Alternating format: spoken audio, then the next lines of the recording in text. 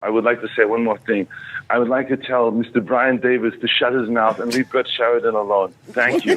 Wow. This is breaking. So not only does Arnold Schwarzenegger listen to our little show here, he also listens to After Schmoe, calling out Brian Davis over there. So interesting beef between those guys.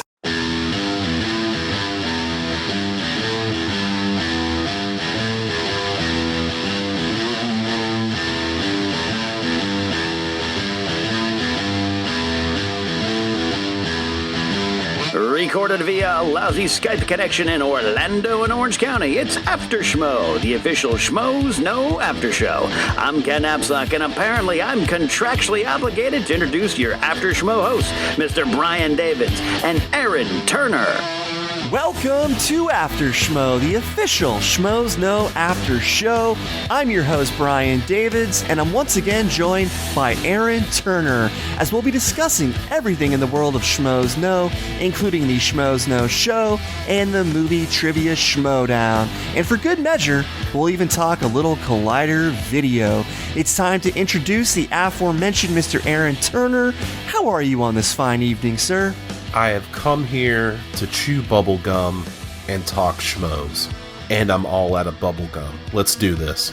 Now, Aaron, I gotta ask, like I do every week, how does it feel to be on the SK Podcast channel's #1 show for the second week in a row?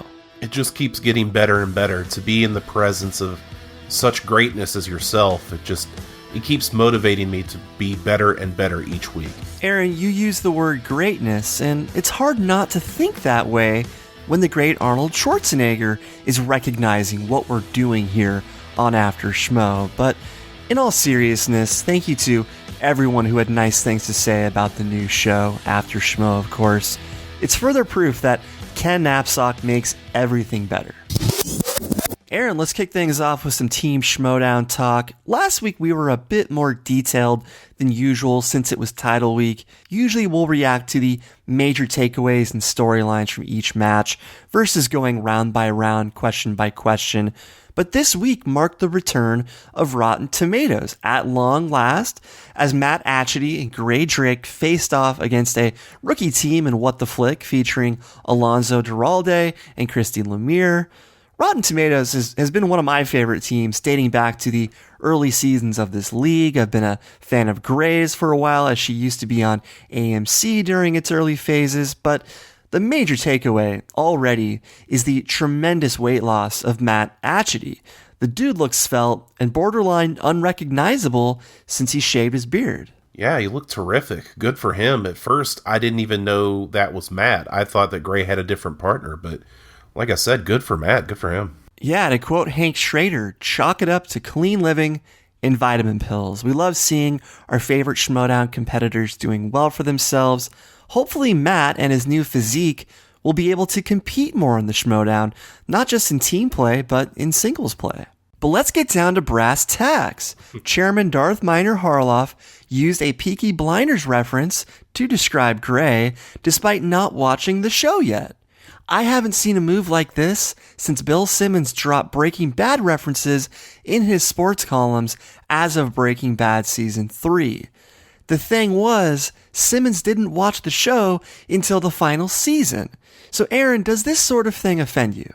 I've only watched a couple episodes, I gotta admit. I know that Makuga talks it up all the time as being one of the best shows out there.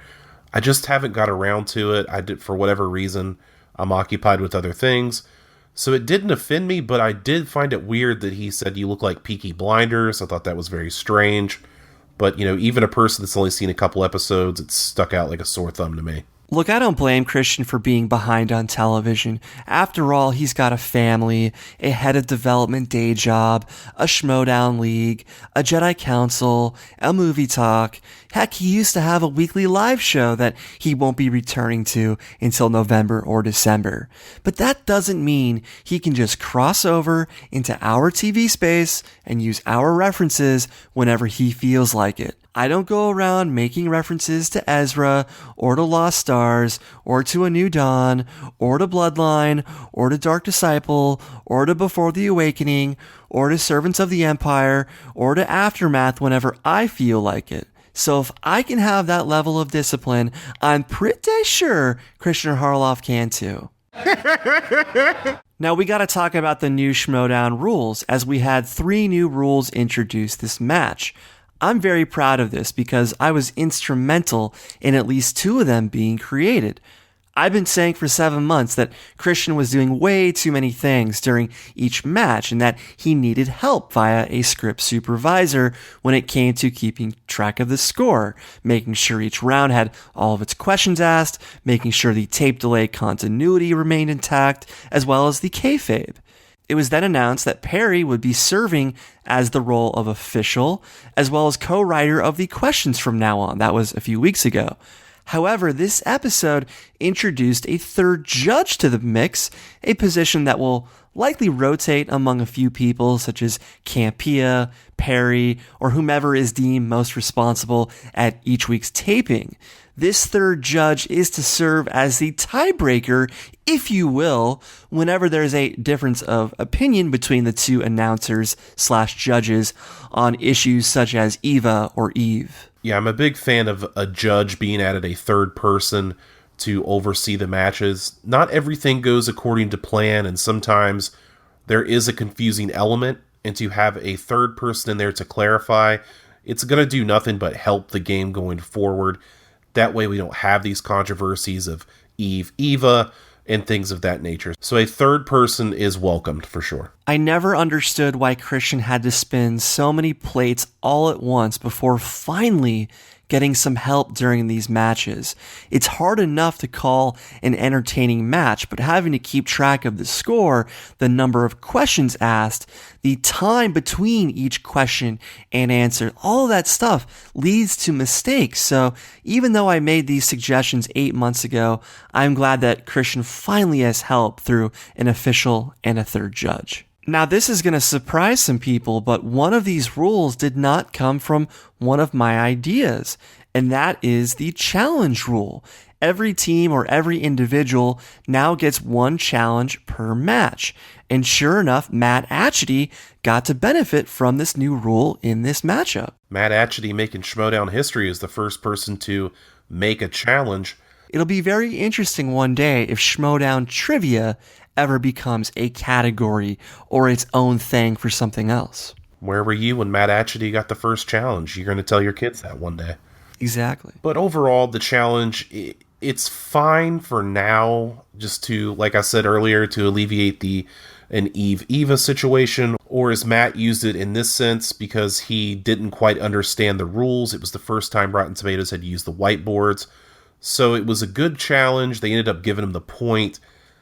It's fine for now, but I don't want to see a lot of nitpicking, I guess I should say. So as long as it's used in a way that's constructive, I'm okay with it. And there's no penalty if someone loses their challenge, right? Right. There's no penalty like in the NFL. If you were to lose the challenge, you would lose a timeout. Not like that. See, this is what makes the 3rd judge so important, because when someone challenges, you almost need that 3rd person to be that tiebreaker. So these 2 rules were kind of dependent on each other, I'd say. Yeah, I mean, it's all part of the same machine. I mean, let's think about how many people are in on this. You've got both announcers, which is generally let's say it's Kristian and Marc. Then you've got the 3rd person as the judge. You got someone else possibly keeping score. You've got Skaliski writing the questions. It's just all these things have to fit together to make a show, and sometimes a little help is needed. So if a challenge helps out the rest of the show, I'm all for it, but let's not abuse it. We can't overlook Perry, as she's now the co-writer of the questions. She's doing a great job while we're on the subject. And while I like this challenge rule, I too have concerns about abuse, like you said. I don't want a challenge used by someone like JTE in order to be a nuisance. I can see JTE or someone like that using it just to annoy everyone if they're losing or if they're upset with the judges over a controversial call that their opponent got earlier in the match. Most importantly, I just hope that a challenge wouldn't change the ruling on the recent Good Luck Chuck question, because that was absolutely the right call. You could ask 20 people to describe a plot to a movie, you're going to get 20 different answers. There is no consensus way to answer that question like there is with movie titles, character names, actor names, so you have to be a bit more flexible with plot descriptions or description answers of any kind. So a challenge should not change that. And most importantly, it'll stop the knee-jerk judging of Eva? Okay, well, maybe Eva's right. It'll stop that. It gives, if they throw out a challenge, it gives them more time to think about it and come to a correct answer instead of just kind of looking at each other like, can we take that? It's a better experience overall and a better way to play the game. The third rule, which I've purposely saved for last, holds a special place in my heart because I was the first person to expose this strategy, as well as the person who truly deserves to be named in association with this rule. Can you just repeat the question again? I'm sorry. The rule states that you can only ask for 3 questions to be repeated throughout any given match. I've been saying for 7 months how friend of the show, Josh McCouga, purposely slow plays the clock before asking for the question to be repeated, even the multiple choice options whenever they're applicable. Can you just repeat the question again? I'm sorry. The very fact that I made a sound drop of McCouga asking for a question to be repeated long before I knew such a rule even existed should prove who was most commonly associated with this slow playing strategy. However, because I've been talking about McCouga doing this for the last 7 months, the Schmoedown High Table knew I would take credit for this rule, so they asked McCouga to sacrifice the credit on this one and let JTE serve as the patsy instead. What's funny is, I'm pretty sure I asked both JTE and Riley during my interviews with them why more people haven't adopted McCouga's slow playing strategy, and eventually everyone did follow suit. Can you just repeat the question again? I'm sorry. There are Schmoedown matches where you can hear the audience crack up whenever McCouga asks for a question to be repeated, so even they knew that it was McCouga's thing. So it's obvious that the Schmoedown High Table listened to our live stream last week where I said how tedious the Patriots and Trek match was given the amount of repeat requests.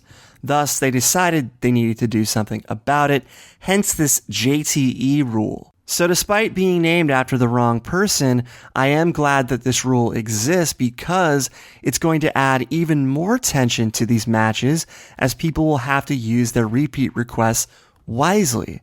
However, I will be referring to it as the Josh McCouga rule moving forward, so pardon any confusion. Can you just repeat the question again? I'm sorry. I like that it's been implemented. It's kind of the same, and I'll try to use an analogy here, but it's kind of like baseball, in the sense that now they're trying to speed up the game of baseball because it's too slow and everybody's using every advantage they can to slow down the game. Now you have to speed it up a little bit. You can't just, could you repeat that? Oh, could you repeat that again? Right away, when he said it was the JT rule, I kind of turned my head and I was like, wait, shouldn't it be the McCouga rule? Because Josh did that first. Yeah. But I digress. I'm fine with it. Just once again, please don't abuse it. Please don't save them all up for the 3rd round and then be like, can you repeat that? And then, can you repeat that again? Yeah, let's not abuse it. Just use them as it's intended in the game, and I'm fine with it. To be fair, there are situations where the player will ask for a repeat because the announcer didn't read the question clear enough. So that's what concerns me most, as some people will likely try to blame the announcers more than usual to avoid a repeat request being counted. Well, then once again, that's where the judge should come in and say, well, you kind of bumbled that question, so let's not count it against one of their repeats. So that's kind of another place where that 3rd judge can come in. That's counterproductive, though. If you have to ask the 3rd judge to determine whether the announcer read the question clear enough, then you're still slowing the game down, which is what you're trying to avoid when limiting repeat requests. And while the 3rd judge is deciding this, the player is still using that time to think about the answers. So I hate that I'm giving these ideas to people, potentially, but they were going to think of them anyway, as people will always bend the rules as they see fit. Can you just repeat the question again? I'm sorry. Well, round 1 between Rotten Tomatoes and What the Flick ended in a 7-7 tie.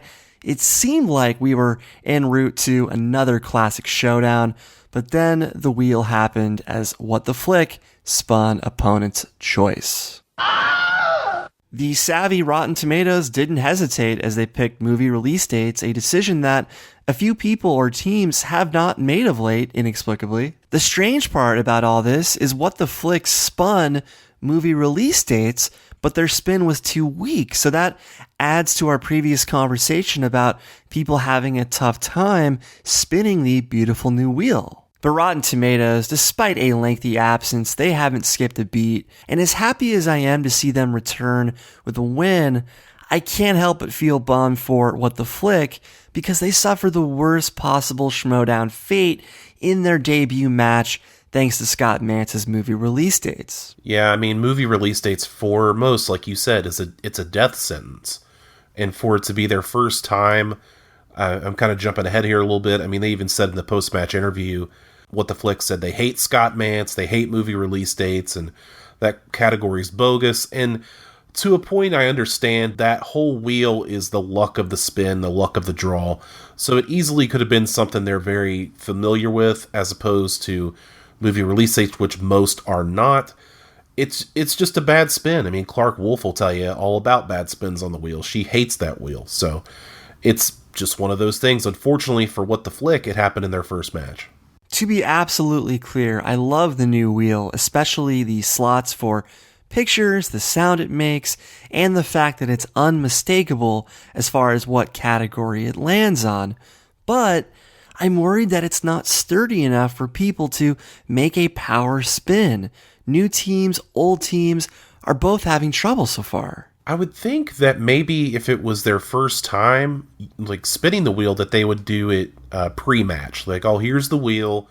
Kind of go ahead and spin it a couple times so you can get a feel for, how much force you need to put on it. It's a great idea. I do see what you're saying. When some people spin the wheel, they're not really, it's either too much or it's too little. Even Roca had a weak spin. Exactly. But I think if they just had the contestants spin it beforehand, if they'd never done it, then that way they can kind of get a feel for what the wheel's going to give them. Perhaps a small modification just to weigh it down is all they need to do so people feel comfortable putting their weight into each spin. Sounds like a job for maintenance man of Collider, Brett Sheridan. Unfortunately, Brett is unavailable as he's catching beads at Mardi Gras right now, but you brought up a great point, as they should be doing 1 to 2 practice spins before each match. I can guarantee you that they do not do this currently, and this supports another point that I wanted to make later. Practice makes perfect. I talked earlier how What the Flick suffered the worst Schmoedown fate possible in their debut. And to add insult to injury, they had to travel through one of the worst storms California has had in quite some time on the way to Collider Studios. And then once they showed up at Collider Studios, Scott Mantz rained release dates all over them. So I want to discuss a potential solution to this, but that doesn't mean it's a full-blown suggestion quite yet. Would you be open to rookies in their debuts not having movie release dates on the wheel in order to avoid the nightmare scenario that What the Flick just had? After all, we're trying to recruit new talent to this league. We're trying to grow this league. So I think it's important to ensure a positive first impression for both first-time competitors and the fans. I go back and forth on it. Movie release dates, as you've stated, as I've stated, it's a death sentence for most people. Some people it's not. I don't want to discourage a rookie player that's very good at that category to come in and be like, oh, well, it's not even on the wheel now, so what's up with that? But I could see where you would take that most difficult category. I mean, you could just take a vote, really, if you wanted to. Take a vote of all players that are active. Hey, what category can we take off the wheel for a rookie player? You could do something like that. You could do a Schmoeville poll, something if you want to go that far. I don't know. I keep going back and forth on it, and as of right now, I can't make a decision either way. I'm going to push. Do you think What the Flick will be back? Absolutely. Absolutely, I think they'll be back. I think they were just a little frustrated from the elements, but like I've said before, once you play this game, it gets kind of addicting, and you kind of want to play again and again. Very rarely do we see people show up for a match and we don't see them again. It's rare. It happens. But it's rare. Yeah, What the Flick, from them having such friends in this space and they want to compete against, I'm sure we'll see them again. As usual, I'm glass half empty in this case, since the fans can be so unforgiving of rookies who don't play like Bibiani or McQueenie in their debut matches. The fans want Roka Harloff type matches every time out without being scripted, even when rookies are involved. So I just hope that What the Flick isn't discouraged. Conversely, I wish most fans would remember that this match was tied before the wheel happened, but they won't. And to be absolutely clear, I only suggested removing movie release dates from rookies in their debut matches. But let me give you a glass half full response. It can only go up from here for What the Flick. What's the worst that could happen? Could it get any worse than the first time? So maybe that's an option, but I see what you're saying. Everyone, please be patient with the new competitors in this league. We can't expect the Beast or Android or McQueenie level performances from new competitors every time out. To grow this league, we have to introduce new talent regardless of their debut match's outcome. Remember, this match would have been a heck of a lot more competitive had the wheel gone What the Flick's way. They're respected people in the film community. I see Alonso Duralde's name pop up among the first Rotten Tomatoes reviews every week, so I think they deserve the benefit of any doubt. Now, we mentioned earlier how each team should practice spinning the wheel before the match, something they're probably not doing currently.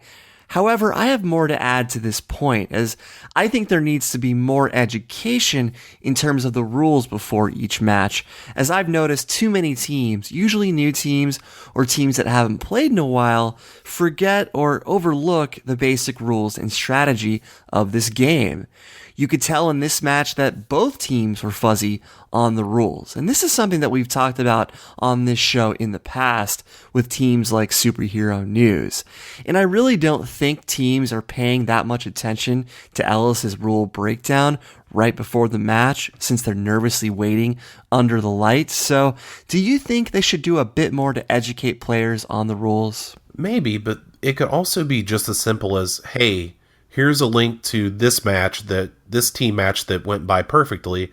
Just watch this and see what happens. That way you can see the infographic with the rules. That way they're not being read to you. And you kind of see how the match flows. And if you have any additional questions, then you can email Kristian or email whoever you need to and be like, well, I'm not really sure about this rule. But it definitely all needs to take place before air. I think it was Matt that wasn't sure, because they'd never used the whiteboards before. So he was like, oh, I didn't know I had to write the whole name out. It's like, right. Well, if there was a little bit of a teaching before that, you would have known to write the whole answer. But, like I said, it could be just as simple as a YouTube video. That way they can see everything that's going on now. To be clear, I'm not just referring to the new round 1, but mainly round 2, as people forget that they have multiple choice. They forget how steals work, even teams that have played in this format before. So I'm really just looking for head of the class Perry Nemiroff to give everybody a couple practice spins before each match and then run over the basic rules and strategy with them, because when each player is sitting in the hot seat, they are not going to be listening to Mark Ellis. It's a lot different scenario being on one side as opposed to the other, for sure. Exactly. So I gotta say, I laughed out loud when I heard Makuga's fantasy segment, because typically, like I said last week, he's very redundant, and I don't mean that in a negative way, but his comments were hilarious because he didn't really know what to say in regards to What the Flick. He was basically saying, you should drop them, maybe try to trade them. It was the first time he had to kind of deviate from his usual language. I did notice that as well. He did seem a little flustered. He's like, should you drop him? Should you trade him? Should you barter them to somebody? I'm not really sure, but maybe get rid of them. So, yeah, definitely an impromptu discussion from the Wild Man. By the way, since we were setting it up at the same time that Snelljob decided to leave the #1 show on the SK Podcast channel, our fantasy league plans fell through the cracks, as I just can't handle another thing on my plate right now. But I want to finally reveal what my team name would have been. Are you ready for this captivating news, Aaron? Oh, I'm ready. Don't let the sun schmoe down on me. Oh, very creative. I like it. That is the only reason I really wanted to play, was just to have that team name. Just to have a creative name. That's awesome.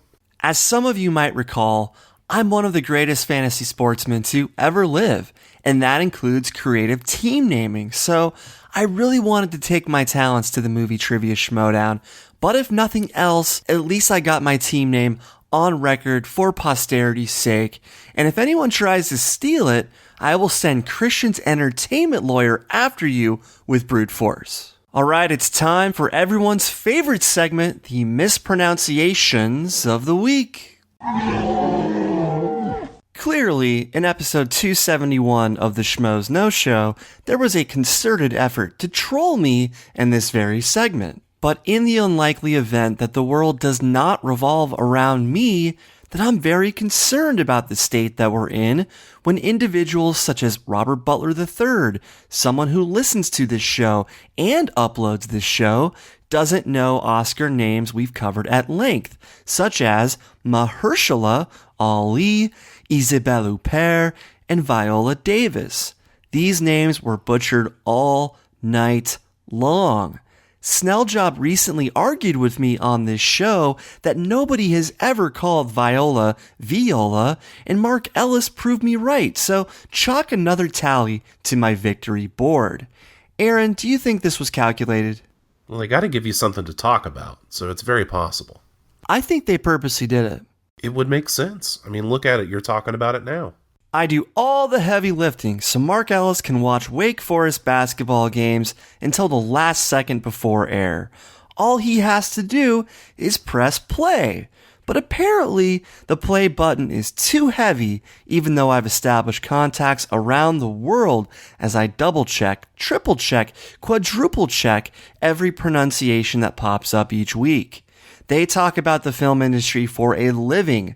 The guy with the after show shouldn't be the only one who wants to get it right. And also, you can't jump on somebody like Ashley Mova or Natasha when they pronounce something incorrectly and then not jump on an Ellis or a Makuga for not pronouncing it right.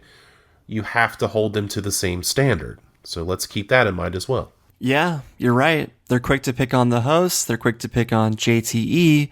Only they don't hold themselves to a higher standard either. And to be fair, Riley, Ken, and Kristian, to a lesser extent, they have corrected themselves here and there, so I'm not blasting everyone. However, I wish Riley, whenever he's on the air, wouldn't ask if he's saying one of my pronunciations correctly, since I leave literally no room for error when I do these segments. And speaking of JTE, this segment is specifically designed to help him win a Schmoedown singles title someday, as it addresses one of his biggest weaknesses, if not his biggest weakness. But I guess he's too busy gilding lilies at 4 a.m. to realize that. It's just disappointing because I really do put a ton of time into this segment, as well as After Schmoe. People would not believe how much time goes into this, but Makuga's reaction to the Canadian caller who offered the correct Isabelle Huppert pronunciation summed up their attitude for the most part when he said, "Isabelle, who cares?" And that's a joke that Makuga has used before whenever someone corrects a pronunciation of theirs. But look at it this way. If Frosty misspells a name in one of his Collider.com articles, do you think he's allowed to say, "Who cares?" Don't let it ruin your day. Aaron, my day was ruined on the beaches of Maui in the summer of 1982. On that note, are you ready to talk episode number 271 of the Schmoes Know Show? I still don't have any gum, so I'm ready to go. Who's our cast? On the main table, we had Marc Ellis, Ken Knapsack, Emma Fife, and Andres Cabrera. Who's on our couch? We had the wild man Josh Makuga in a Lakers shirt. Who was absent?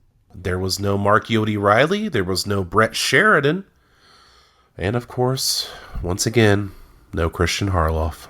Now, after last week's episode, I'm glad to see that Brett is taking our advice by taking some time away from the show in order to get his life back on track, given his heartache over Kristian's 11-month sabbatical, as well as Dupree's eviction from his family home. So I'm glad that Brett listened to our advice from last week and is taking some me time. So I hope he finds that spark that he had in his initial run on the show. I hope he finds that happy-go-lucky spirit, because Brett, we're rooting for you, goddammit. we're rooting for you. We love you, Brett. What do you have to say about Brett's absence? I am glad that Brett's taken some R&R. I think it's interesting that he's going to Mardi Gras, I believe he's going to. I don't know if that's going on. I'll have to double check that. It's true. He went to go soul searching in New Orleans. It just so happened to be Mardi Gras at the same time. But I think his mother sat him down and relayed the points that we made on this show last week. Now he's doing what needs to be done to get back to that place where the Schmoes Know Show and Brett to the Future were all so new to him. So I'm just glad that he's putting his spirit above all else. I guess you could say that Brett is pondering his future. Oh, I see what you did there, Aaron. Brett to the Future, pondering his future. Very nice. That's why I'm here. Aaron, let's talk about Emma's complaints in regards to Roka's interruptions during Schmoedown post-interviews. Do you have an issue with this? Well, she's not wrong. It seems like most of the time when she's doing an interview and Roka's around, he tends to take the microphone from her and just interrupt, and that's kind of John Roka's style and character. That's what he does. Same thing with even JTE taking the microphone out of her hands. I like that she made the joke about it, that most of the time I'm not holding the microphone because it's taken out of my hands. I thought that was a really funny dig. But yeah, I see where she's coming from. As a veteran sideline reporter of the Schmoedown, I just found it to be strange because she likely knows what's kayfabe and what isn't. She's likely told this is when you should expect Roka to come out and interrupt to challenge somebody or to talk trash to somebody. So I just found it strange in that regard. Just a playful jab at the outlaw. We know how excitable Roka is about the Schmoedown, so it's probably just a little jab at him. Well, then they had Emma try to sell us on escape room experiences. I'm pretty sure she's working on commission for one of these companies, but did she sell you on escape rooms? It's horrendous because I've actually done an escape room. We have one here in Orlando that's a zombie escape room, and I think it was like $50, and it was probably the worst $50 I've ever spent in my life. It was not fun. It was very hot. And it was just not a rewarding experience. I'd really like to never do one ever again. How long was it? It was about a half an hour. Oh, that's it? I mean, it's in kind of a mall area, so it's not very large, but yeah, it's not a fun experience for me. Maybe if I had one like she was talking about with the Zelda one with a bunch of puzzles, that might, interest me. But as far as I know, around here, there's only like horror themed ones. But yeah, she wasn't selling me too much on it. I love how Ken said, "I'm out," as soon as he heard the two words of teamwork and puzzle solving. Emma recently talked about how she's into Star Wars role-playing games, so this shouldn't surprise us that she's into escape room experiences. I wonder if she cosplays. But what fascinated me the most about all this escape room talk is that Josh McCouga is into escape room experiences. This is the same Josh McCouga who left the studio when contortionist Bonnie Morgan was in the house a few weeks ago.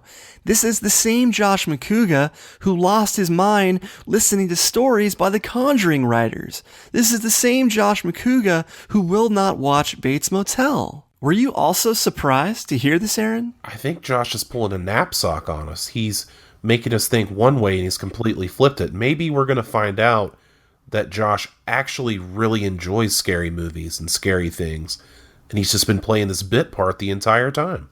That would be the Watergate of the new century. What if none of them were really who they claim to be? What if Ellis doesn't really do stand-up? What if Brett was just hired to play the role of a novice movie reviewer?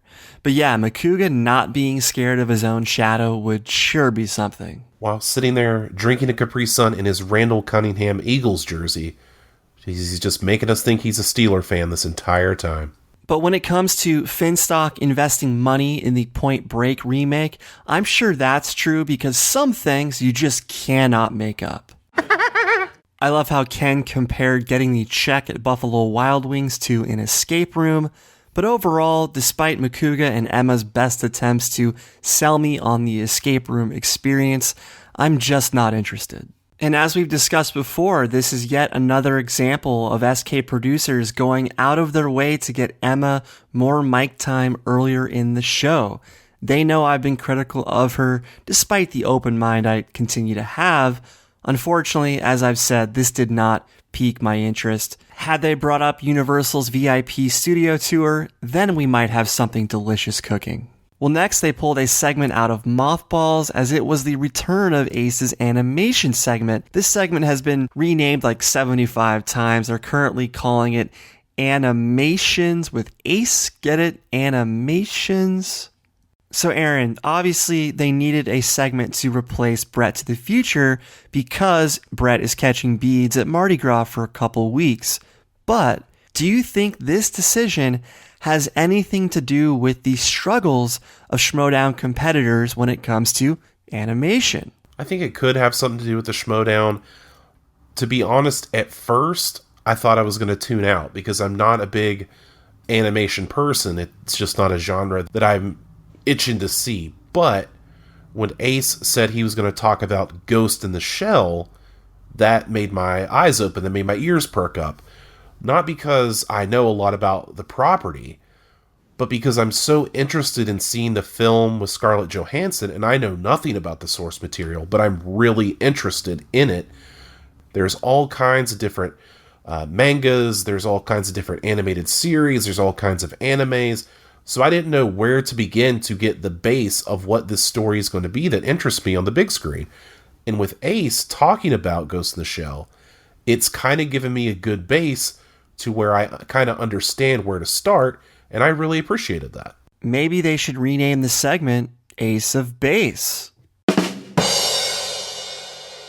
I'm interested in Ghost in the Shell. I'm a big ScarJo fan, starting with Home Alone 3. Lost in Translation is among my top 5 films of all time. I think it's embarrassing that the MCU has yet to greenlight a standalone series of Black Widow films, despite Lucy doing so well at the box office. But now we have Ghost in the Shell to hopefully tide us over until that day comes. I think it's hilarious that Blade Runner took forever to get a sequel, 35 years, and it just so happens to fall in the same calendar year as Ghost in the Shell, which clearly took a page out of Blade Runner's book as far as the film is concerned. However, despite Ace of Base's attempt to sell me on the anime, I'm one of those guys who lets the film sell me on whether I should invest further time in its other media or additional media. Quick tangent, Ghost in the Shell comes out on my birthday.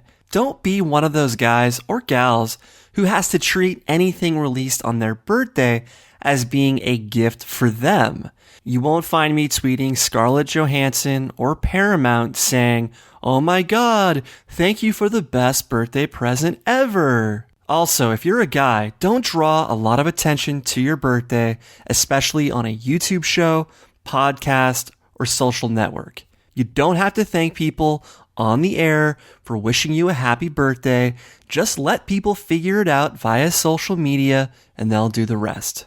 Somebody at Collider does it every year and it drives me up the wall.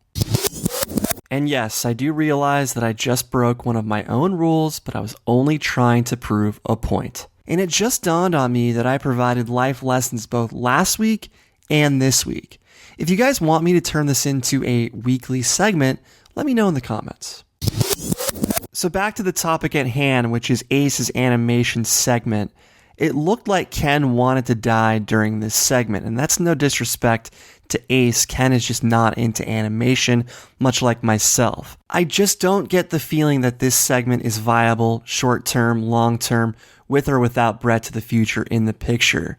Emma seemed like the only one who was genuinely interested in the subject matter. That kind of seemed to be the problem, and I think if maybe he wasn't talking about Ghost in the Shell or something else I would have been interested in, then I probably would have been like Ken as well, so I know what in the world is he talking about.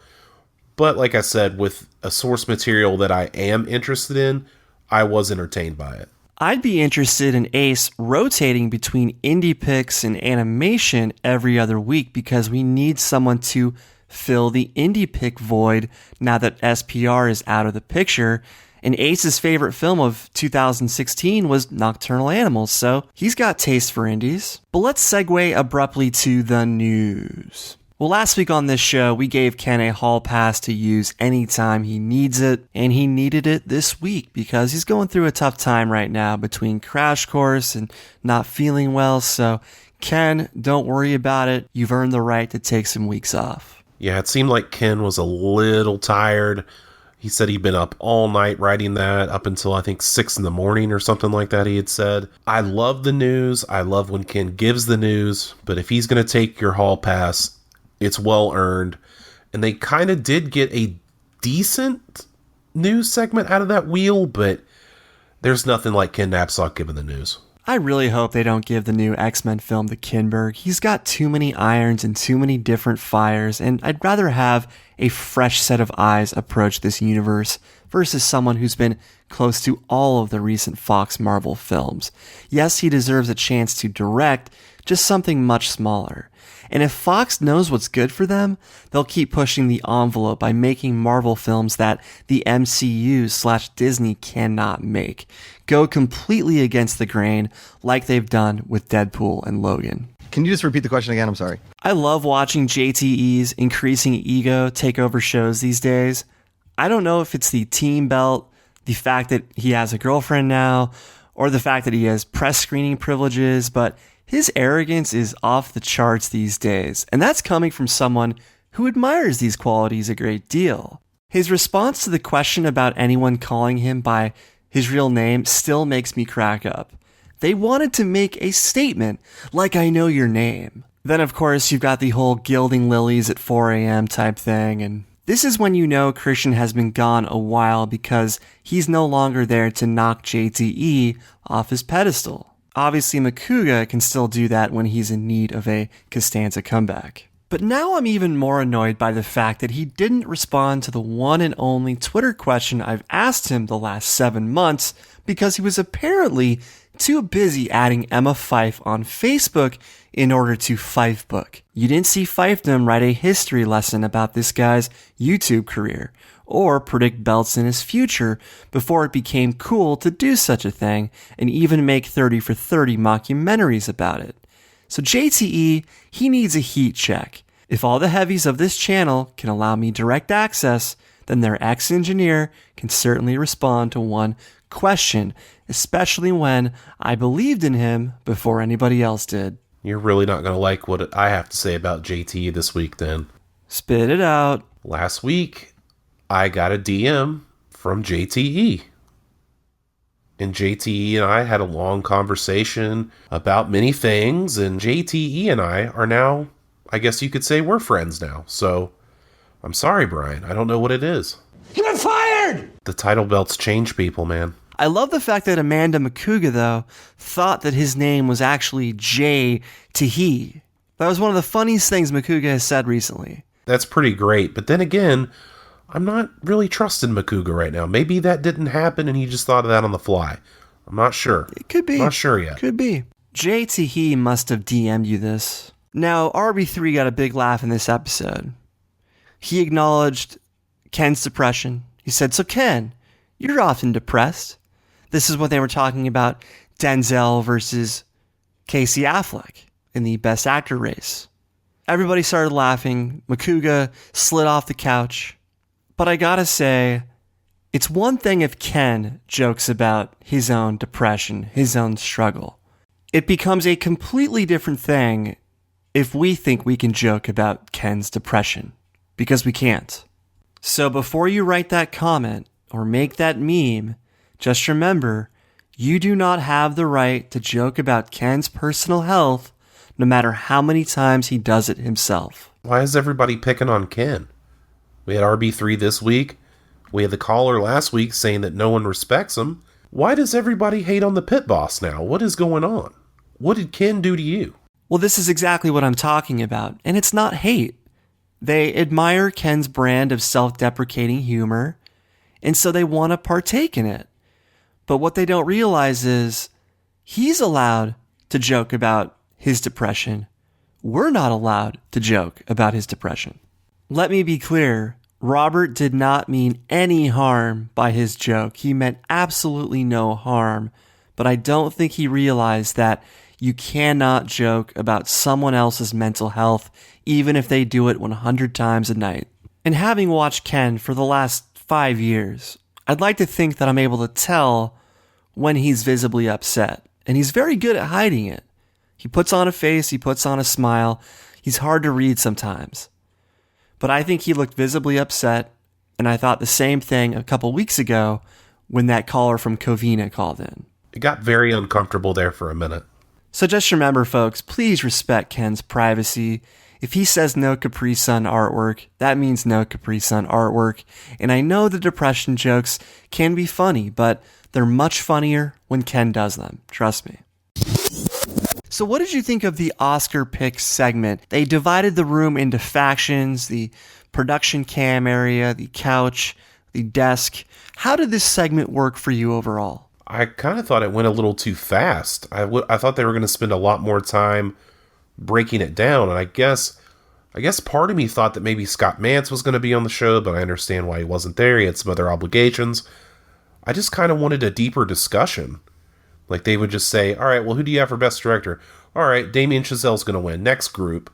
I just kind of wanted a deeper discussion. As a person that really enjoys the Oscars and really takes a deep dive and watches all of the Best Picture nominees at least, I wanted a deeper discussion. We didn't get that.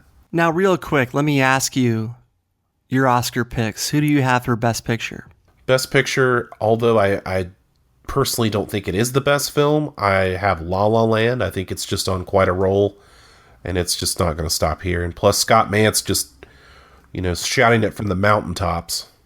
I think that'll propel La La Land to a victory. Arrival was our favorite film of the year. It was the best film of the year, but La La Land will win. It's going to win.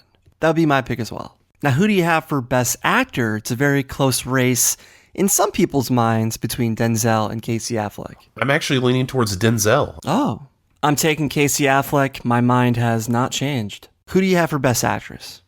Best Actress, I have Emma Stone in La La Land. As do I. Best Director, who do you got? I have Damien Chazelle for La La Land. As do I. The world is yours, Damien. Supporting Actor, who do you got? Mahershala Ali for Moonlight. Of course I have Mahershala Ali. Or as Collider calls him, Mahershala, or that Ali guy. And Supporting Actress, who do you got? Viola Davis. How dare you? I'm sorry, I mean Viola Davis all day long. I too have Viola Davis. Well, the show debuted a new segment entitled The Snubbies, or the Snubby Awards, which took 16 of the biggest Best Picture snubs of all time and faced them off against each other in an elimination bracket. We've done a lot of those lately. Cobster must have a thing. And boy, did it start off controversially. Somehow the panel decided that the foreign language film Pan's Labyrinth deserved to advance over Christopher Nolan's The Dark Knight.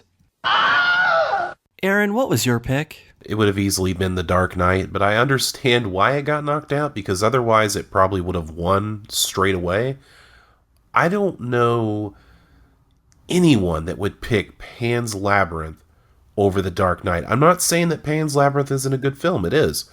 Better than The Dark Knight? Not even close. I mean, we're talking in the context of biggest Oscar snubs. And when you talk about Oscar snubs, The Dark Knight is the epitome of Oscar snub.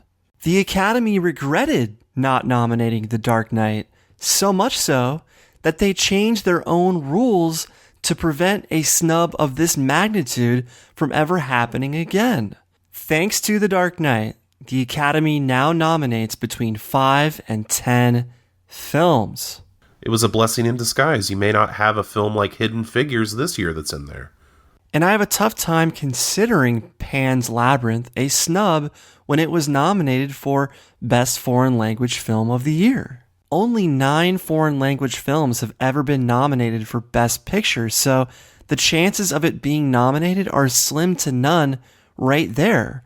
That's why the foreign language film category was created. Furthermore, it didn't even win Best Foreign Language Film of the Year. If it didn't win its own category, how can you justify a Best Picture nomination? So as far as snubs with a realistic chance of being nominated for Best Picture, The Dark Knight wins in a landslide. So besides The Dark Knight, are there any other films that you think are just egregious snubs, whether they're on their list or not? I think it actually was The Wrestler. I didn't even realize The Wrestler had not been nominated until they talked about it. You know, me being as big of a wrestling fan as I am, I 100% agree with Ken Knapsack when he said, this isn't a film, it's a documentary. This film is amazing. If you're a deep cuts wrestling fan, Ken has worked in the business. He knows the business. I'm an outsider. I just know of what I know of the business. But it still is one of those movies that is so real and you understand it. I could not believe that it hadn't been nominated. If someone put me on the spot, I would have sworn that The Wrestler was nominated, but credit to Mickey Rourke because he brought his own personal demons into that film, and nobody could have played Randy the Ram Robinson quite like him. Other snubs include Dave Fincher's Zodiac, Denis Villeneuve's Sicario, Christopher Nolan's The Prestige, my favorite Nolan film, Dan Gilroy's Nightcrawler, especially in the actor category, and besides The Dark Knight, in what is perhaps the biggest snub of my lifetime, I'm talking about George P. Cosmatos and Kevin Jarre's Tombstone, a modern Western masterpiece. How Val Kilmer did not win Best Supporting Actor in 1993 or 94, whatever it was, is inexplicable. That is one of the greatest performances ever put to screen. A case could be made for Kurt Russell at lead actor, as well as cinematography, music, original screenplay, production design. The list goes on. It is truly an achievement. Let's take Pan's Labyrinth out of it. Against any other film in their bracket, Straight Outta Compton, Creed, Fruitvale Station, Memento, would you have The Dark Knight beating all of those films as well? Absolutely. It proved that comic book films can be Oscar caliber. They can be prestige quality. It changed the Oscar rules. It changed the way people make superhero films because Nolan set the template that you can take a superhero film and put it in a crime drama. Marvel then did the same with Winter Soldier, putting it in a political thriller. And when you look back at this era of filmmaking, you're going to look at The Dark Knight as being the very best of this era. Val Kilmer's Doc Holliday, Heath Ledger's The Joker. You cannot get any better than that if you're an actor. You might as well just cut my arm off. I couldn't make a decision between the two, and I'm glad I didn't have to. Because I can now feel some tightness around my neck, that means Darth Minor Harloff is in our live stream. So let me get this back on topic by saying Mark Ellis accidentally rewarded Inside Llewyn Davis over Straight Outta Compton when Compton won handily. However, The Wrestler still came out on top as the winner of the very first Schmoes Know Snubby Award. Well, Cobster's Breaks had a different vibe going as Arnold Schwarzenegger and Gary Busey made some cameo appearances, but most notably, Movie Talk got a new ad. And wow, we just recently spoofed the Movie Talk ad, and that clearly inspired them to make a new one, finally, after all these years. So clearly they did not want us spoofing that ad once again, and they had to do something about it. You must feel awfully flattered, Aaron. We might be in next year's Snubby Awards for that performance. I mean, it was fantastic, and we nailed it, and they had to make a change. Much like The Dark Knight revolutionized the Oscars, we have revolutionized the Snubbies. We've also changed the fabric of the Schmoes Know Show. We've changed the culture of the Schmoes Know Show. We've added a dimension that is incredibly meta, and we have put the fear of God into everyone that works at Collider Studios. We've barely talked about their guest this episode, but what'd you think of DJ Wooldridge? He was there promoting his new comic book. He used to work at SourceFed. He still works at SourceFed. I'm not really sure, but did you enjoy his company, Aaron? I mean, I feel like we didn't get a whole lot of him. It was just kind of, he came in to relieve Joel, and it was just like, hey, we talked about these movies. And he's like, all right, well, what's been eliminated? And like, all these. He's like, well, I like all those films. So I don't know if it was the best idea to go ahead and bring him in. I would like to see him on a different segment when he's got the whole thing. I mean, he didn't upset me, but he didn't impress me either. But then again, he didn't get a chance. Here's the thing. If they knew Joel had to leave, just have DJ do the whole show, or have someone like Miss Movies do the whole show. That brings me to another point. Why hasn't Miss Movies been back on the show yet? She had a lot of positive response when she debuted on the same episode as Joelle. She deserves another shot. She had a great showing in her first time out. The fans liked her. We liked her. So let's get her back. I'm for that 100%. I love Brienne. I love everything that she does. So absolutely. So After Schmoe has just decided that Miss Movies has earned another shot on the show. And since Joelle couldn't do the entire show, DJ Wooldridge should have been on the entire show while preserving the integrity of the very first Snubby Award voting process. Yeah, kind of almost even derailed it a little bit because they would have to go back and be like, yeah, we talked about this, and then he had to talk about it. And it's like, all right, well, we already heard everybody talk about it, and now we're just trying to get through this. I thought the segment went a little long because of that.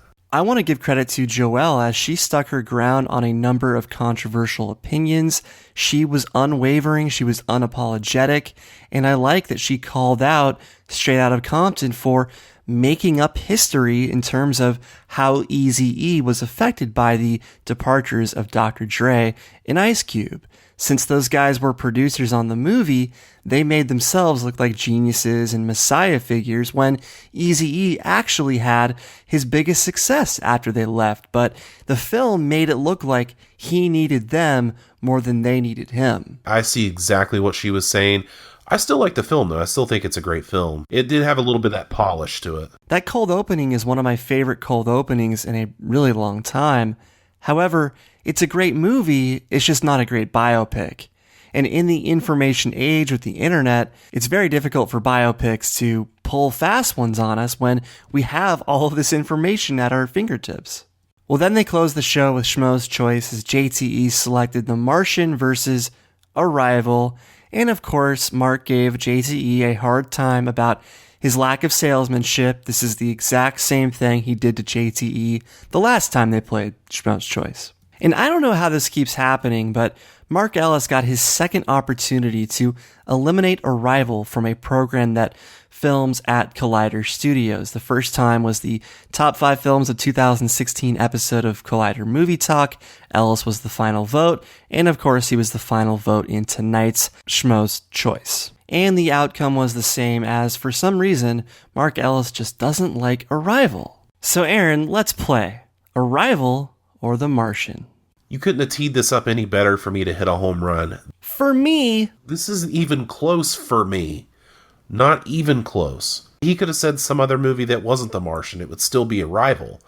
But for him to put Arrival versus The Martian, as much as I appreciate that film, I think The Martian's overrated personally. I think the book is way better. I think the movie's missing key book points that would make that film great. But, you know, Arrival, like we said, it's my number one of the year. It's your number one of the year. It's a much better film in my opinion, so it was not even a question. If I ever want to learn how to make potatoes out of human feces, The Martian is the movie to watch. There you go. So I'd rather enjoy a film about the language of love amongst many other things. The Martian's enduring legacy will be that it was a space drama that won Best Comedy at the Golden Globes. And the film that got Ridley Scott back on track from films like Exodus and stuff like that. I also think The Martian had a very big part in getting Blade Runner 2049 greenlit. Ridley finally had his groove back. And guess who's directing Blade Runner 2049? The director of Arrival, Denis Villeneuve. And even though Ridley deserves a ton of credit for his work on the original Blade Runner, I absolutely trust Denis more in that world than I would Ridley as director at this point in his career. But Ridley is a great producer, and he proved it by stepping aside for Denis Villeneuve. Agree 100%. I'm disappointed that Ken has not participated in the viewing of Arrival. To be fair, he hasn't participated in the viewing of The Martian either, so at least he's consistent. I'm also disappointed that Emma Fyffe did everything possible to spoil Arrival for Ken. And last but not least, we finally got some behind-the-scenes footage as John Schnepp was being interviewed by Robert Butler III when he was on the show to promote his Slayer comic. I guess Beardo's behind the scenes were short-lived, but I'll take behind the scenes any way I can get them. So once again, we inspired them to elevate their game as we called them out on this. Just another feather in our cap, another patch. Here we go. Please rate and review the Schmoes Know podcast feed in iTunes, even if you don't use iTunes. If you're listening to this episode on an Apple device, make sure to, again, leave a rating/review through the podcast app. If you tend to listen to the show in YouTube, head over to iTunes anyway, click play and leave a rating/review. That helps every show on this feed. Also make sure to follow my new co-host Aaron Turner at AT Titanium, as well as me, Brian Davids, at BDF331. More of my work can be found at filmschlubspodcast.com. All right, Aaron, the audience doesn't realize it, but we just took a break. It is now Sunday morning. We just got some bad news as the legend himself, Bill Paxton, has passed away. And I just got to say, this is very tough for me right now. Big fan of his work, whether it's Tombstone, whether it's Weird Science, whether it's Aliens. And I hope to God that they're able to get him into tonight's Oscar ceremony in time during the In Memoriam segment. You and I were talking off air about all these films that Bill Paxton had been in, and a guy that just never felt like he got his due, whether it be iconic films like Twister, Apollo 13, Predator 2, Frailty, Near Dark. Bill Paxton was everywhere, and I am sorely going to miss the guy. Apollo 13 is one of my favorite films. I've watched it so many times, and he's one of the best parts of it, and I will miss Bill Paxton. I've said this many times on this show, but Tombstone is my family's favorite movie, so he'll always be Morgan Earp to me. So it's with a heavy heart that we do the rest of this episode, and I'd like to take a moment of silence in honor of Bill Paxton.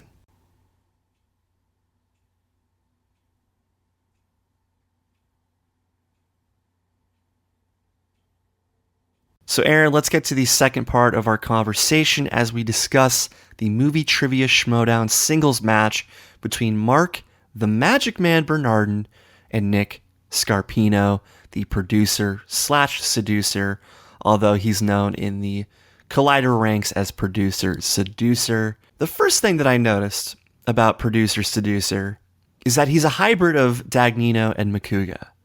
If Dagnino and Macuga had a baby, it would be Nick Scarpino. Even their names sound similar. Nick Scarpino, Tom Dagnino, Nick Scarpino, Finkel and Einhorn and Finkel. These guys are cut from the same cloth along with Josh Macuga, especially since they all have beards and short hair. So what was your first impression? He did remind me of both of those gentlemen, as you said. I thought the shtick at first it went a little too much for me there for a while. In the opening promos, I felt like the guy was trying a little too hard. I agree. To get that edge. But other than that, his performance in the match notwithstanding, I ended up coming back around on the guy and really enjoying what he brought to the Schmoedown. Essentially, Scarpino is Dagnino, only more articulate, but with a bit of Macuga's magnetism. Not as much, but a little bit of Macuga's magnetism. So, like I said, he's a very much a hybrid of the two. But yeah, I did feel he was trying a bit too hard to be funny and edgy, but I do like the guy. I do think he could be a valuable addition to the Schmoedown. He lives in the Bay Area, so I'm not sure how often he'll be able to compete. But let's get to the match. Darth Minor, Harloff, and Campea were calling this match, and this is the first time that Campea has called a match where they have the whiteboards in place with the banter in between each question and answer. And we've talked about Ken's banter with Harloff, Ellis's banter with Harloff, but I gotta say, and I mean this as constructively as possible, but Campea's banter with Harloff needs a great deal of work. I feel like John Campea as a commentator for the Schmoedown has been quite the roller coaster. I initially was very low on him, and then I came back up as I thought he had done much better work. And now, after the last match, I'm kind of in that area where I'm like, yeah, maybe we do need a little work here. To be clear, I like when he calls the matches, but the little banter that they're now doing between the question and the answer period in round one is just not his forte. So it's best with Ken. It's a bit too loud and distracting with Ellis, and it just doesn't work with Campea, but all in due time. And before we get to the match, though, we got to talk about Marc Bernardin from Fat Man on Batman. I'm a huge fan of Marc Bernardin. He is such a great addition to the Schmoedown. He's almost a perfect addition to the Schmoedown, and I knew he'd be great. He did not disappoint, as we'll discuss, but I cannot wait to see this guy moving forward. He seems like he's definitely into it and he wants to do more. He said some interesting things in his post interviews that we'll wait to discuss, but what was your impression of Marc Bernardin?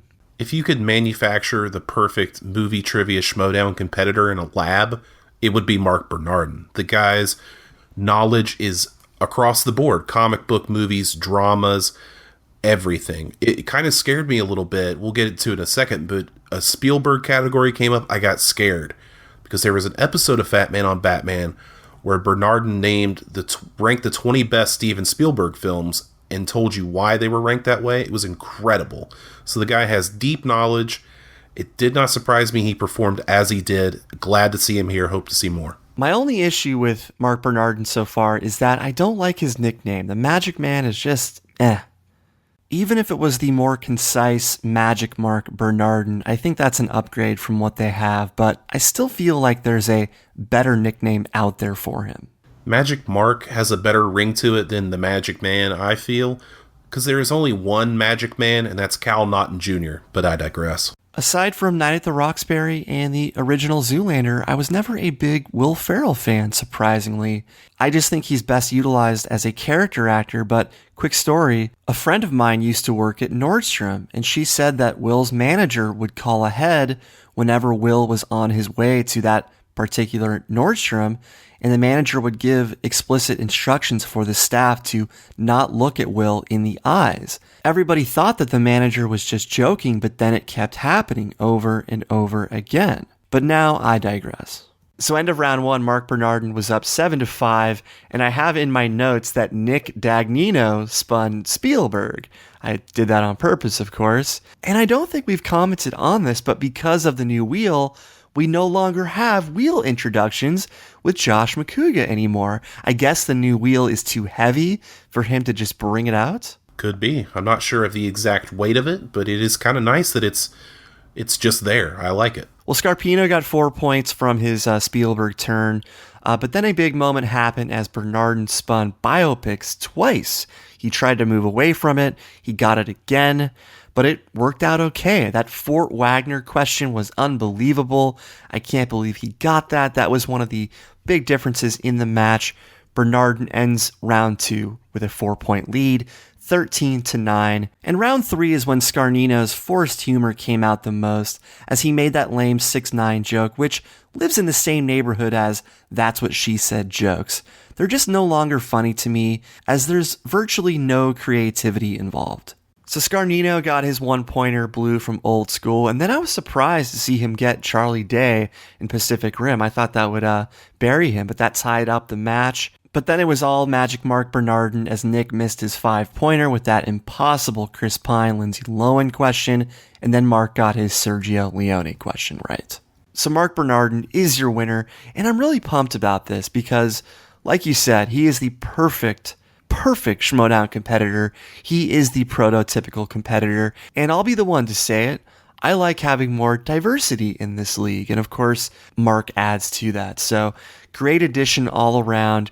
And during the post-interviews, the producer-seducer women followed Bernardin. So I like that he got a winner's celebration, a winner's welcome in his post-interview. But then there was a very interesting moment in Mark's post-interview. He said he was looking for someone competitive to partner up with. And he said like a Clark Wolf, perhaps. Now, I know he knows Clark, but was he giving away the inevitable Wolves of Steel breakup? Was he told to say this to screw with us? Or did he just not know the minutia of the league at that point? I think he just didn't know the lay of the land yet. Like you said, he and Clark are friends. She's been on Fat Man on Batman. So it would make sense that they know each other. So it was probably the first person that popped into his head to team up with. Everybody's wishing he would say Kevin Smith because that's who everybody wants him to team up with as a Fat Man on Batman team. But having Clark as your partner would be just as good. I want to go back to one point, though, that we didn't make.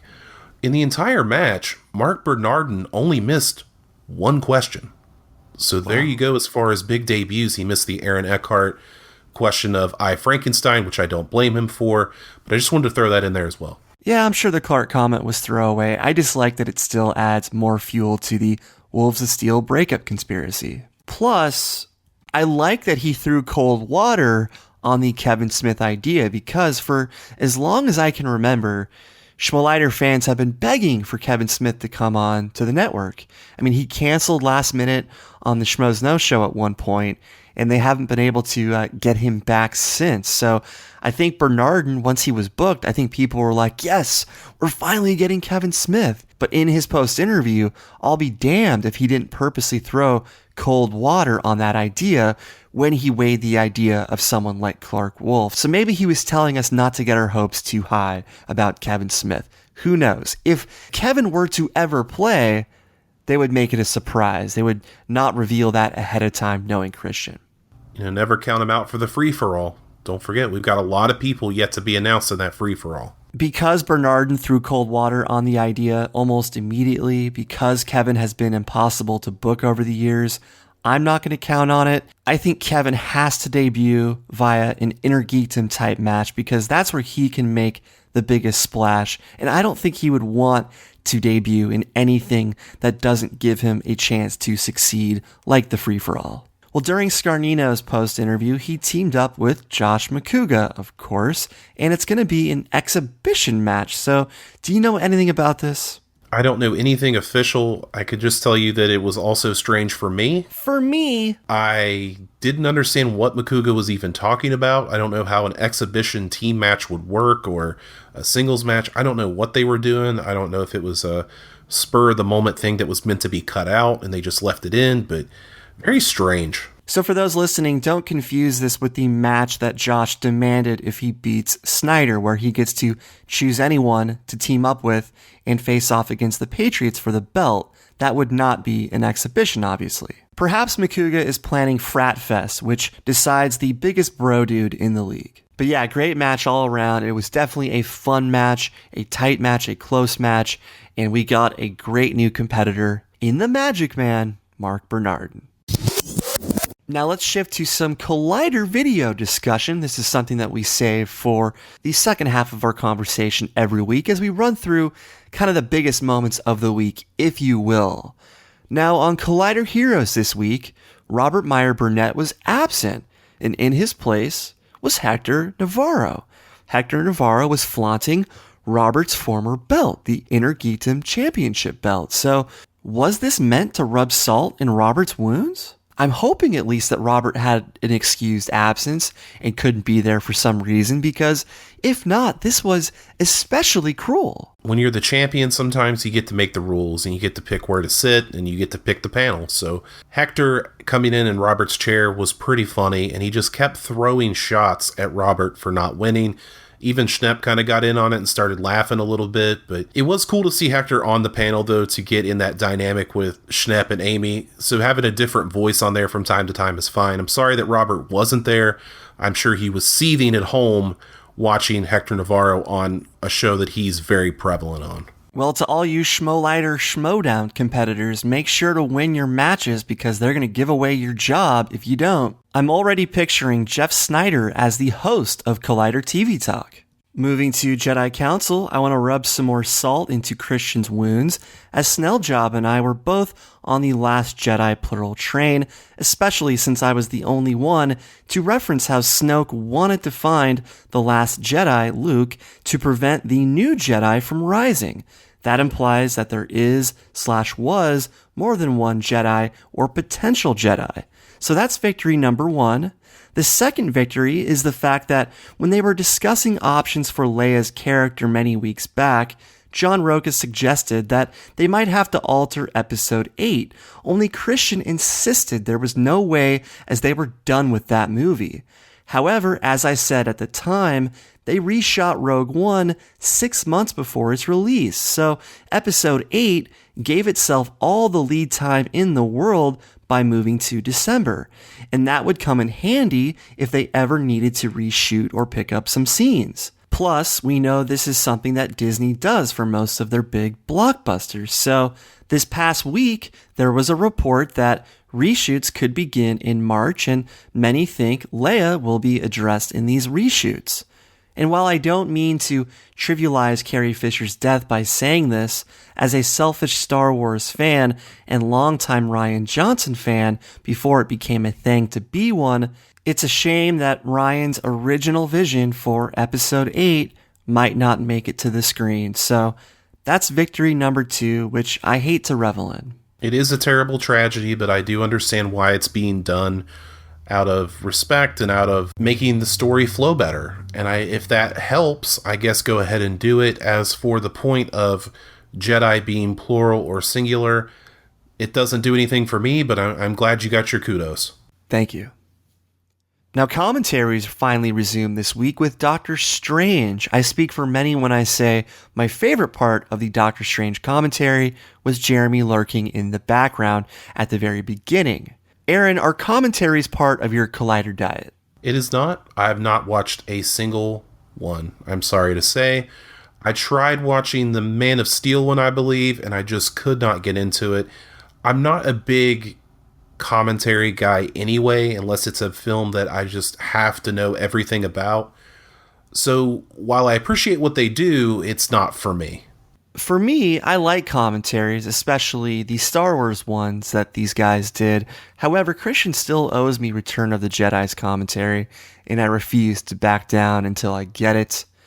Now, Collider News, this was something that we discussed last week a little bit, as it's been scaled back a great deal. They were using Movie Talk clips for a while last week, and they are still using Movie Talk clips unless something breaks of great importance. But in those cases, they've scaled back the production a great deal. There's no more green screen. There's only one person talking into a stationary camera. So it appears that Collider News is going to be on a case-by-case basis if news breaks after Movie Talk. And when it does, it's going to be a bit more bare bones, which hopefully allows them some flexibility elsewhere. I'll leave it at that. I stick with my point on Collider News that I will probably never find it because I'm not looking for breaking news on YouTube. I'd rather find it on Twitter or find it from Collider's website as I would the YouTube channel itself. So it'll probably never find me, and that's not going to change. That could be why they scaled back on them, because there are many people like you. Moving to Tuesday's Movie Talk, Schnepp finally adopted the rationale that I put forth on this show 4 weeks ago as to why Ben Affleck would take his Batman issues to the press and threaten to walk away over what was supposedly his script not being ready yet.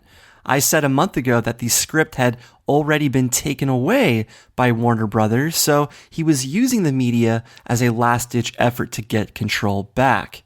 Obviously, he didn't get control back, and he quit as director.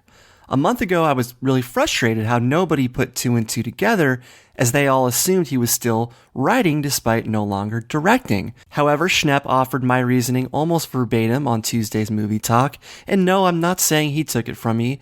I'm just glad that all of us can now see what was happening.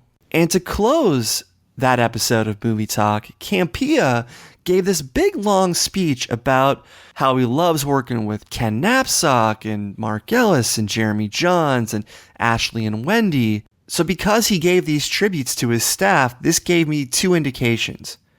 That he either won a ton of money in Vegas the previous weekend, because we saw on Instagram, I believe, that Campea had a ton of chips as he was playing poker. Jeremy went with him and showed this image to us. It was either that, or he was getting ready to quit again. So anytime John gets sentimental, I think, he's either quitting again, or he's just won a ton of money in Vegas. And I'm pretty sure it's the money in Vegas point. So do you have any response to Campea's big tribute on Tuesday? I kind of thought it was out of place as well. I thought the same thing. I was like, oh man, here comes John again leaving. We're going to get another tearful goodbye. But then he adds fuel to the fire on his Twitter account when he tweets, and this ties into the Batman stories as well, Campea tweeted, "Matt Reeves coming and going from Batman more than I do from Collider." So he's throwing a jab not only at Matt Reeves, but throwing a jab at himself. The funny thing is, he never left Complider. He just left Movie Talk to do a show like Jeremy is doing right now with Awesometacular, where a third party pays Complider to make content for their own platform or channel.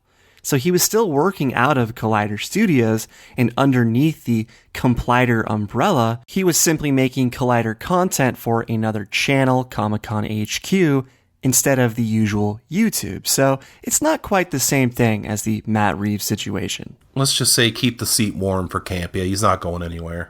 I still think he won money because he was in an awfully good mood that day. It was their first day back because Monday was closed for the holiday.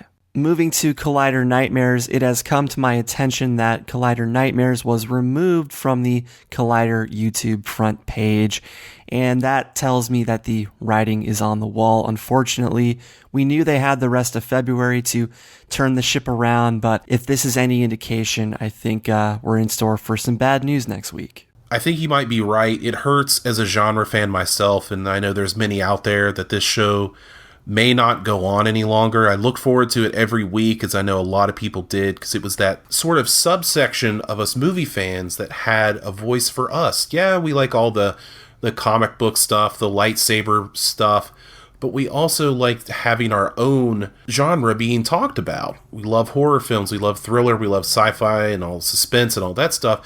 And for the most part on Movie Talk and Heroes and stuff like that, it's rarely brought up, and if it is, it's only for a few minutes. So Nightmares filled that void for a lot of us fans to talk about these movies, and I said it a couple weeks ago. 2 of my favorite films last year, Train to Busan and The Girl with All the Gifts, I didn't even know about until I watched Nightmares. It stinks that it's not going to be around because it could have provided that for other people as well, for movies that they haven't seen or movies that they may not have known about. So that's the bad part of it. And I just want to say, if this is the last episode, I appreciate Clark, Mark Riley, Perry, and John Schnepp for all the work that they did in trying to save the show and all the hard work they put into it. And credit to Collider for even giving this show a chance to begin with. If someone told me 2 or 3 years ago that AMC, now Collider, would have its own horror show, genre show, I never would have believed it. So credit to them for giving it a chance in the first place. They put up the money to produce it. They gave it a long time to find itself, and they could have just canceled it outright. They could have just said, no more.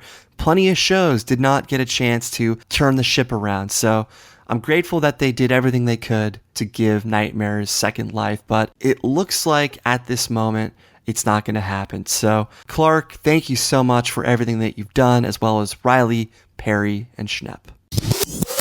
Well, Aaron, that is it for us this week on After Schmoe, episode number 2.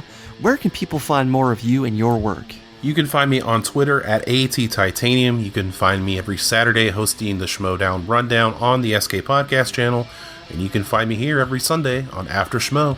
And you guys can follow me, Brian Davids, on Twitter at BDF331. Find more of my work at filmschlubspodcast.com, as well as every Sunday or Monday or Tuesday on the SK Podcast channel's #1 show, After Schmoe. Well, until next week, I'm Brian Davids. And I'm Aaron Turner. And you're welcome for the ratings.